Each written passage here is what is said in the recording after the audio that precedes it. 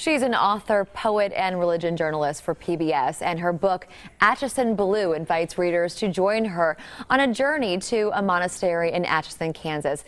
We'd like to welcome Judith Valente to the show. Thank you. Well, we're glad that you're wearing red, supporting the Chiefs. You knew they were going to win last night. I did indeed. Yeah. I love that. Okay, now, you take a look at some sisters. Yes. How do you think this will connect with readers that might be like, that doesn't really relate to me? Well, I was like those readers before I started to go to Mount St. Scholastica Monastery. And I think that monastic life offers us a model of a very balanced and sane life. I like to say that, it's a place that stresses community over competition, simplicity over consumption, and silence over all this constant chatter that's in our lives, Twitter and email and Facebook and all of that. And, I was just there this morning, Michelle, and, these sisters are up before dawn praying for our world, our severe, fragile, fragmented world. And I think we owe them a debt of gratitude. I wonder what the world would be like if they weren't up praying for us every day. Now, your book deals a lot with death. I think religion offers that promise of immortality. There's something better after. How did you process death differently after experiencing your time with them and writing the book? Well, I had never seen anyone up close die. My parents passed away, but they were in other cities. And so I had the real privilege of seeing how death is handled, the death and dying process, death and burial of a sister at the monastery at Mount St. Scholastica. And no one at a monastery dies alone. That was really impressive to me. The sisters do a 24-hour vigil at the bedside of anyone who's dying.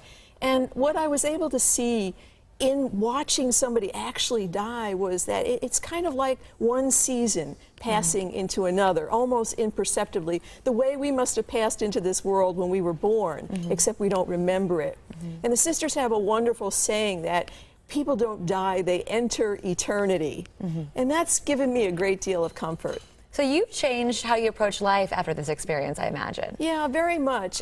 There are certain aspects that monastic life really stresses that I've been able to employ, and that's what the book is about. How can we live these values in our everyday life? For example, listening.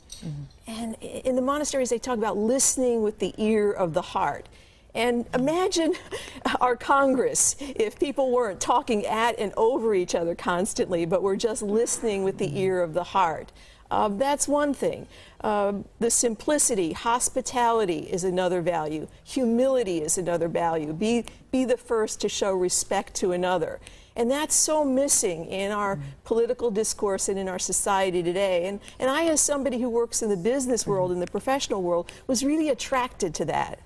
So in terms of your experiences, what one thing would you share with our audience that is in this book that you thought was just life-changing? Well, I think seeing the dying process of one of the sisters was really life-changing for me, because I've always had this tremendous fear of death. I think it comes from having parents who were much older when I was born, and I was always afraid they were going to die. But there was that, and just this idea of community. People think of monastic life as some sort of a sober, somber way of life and place, and it really is a bunch of people coming together to live in community, to build each other up rather than tear each other down. And it gave me an even greater sense of appreciation that, well, we can't all have the families that we want, we can't all have the spouses that we want, but we can all have community.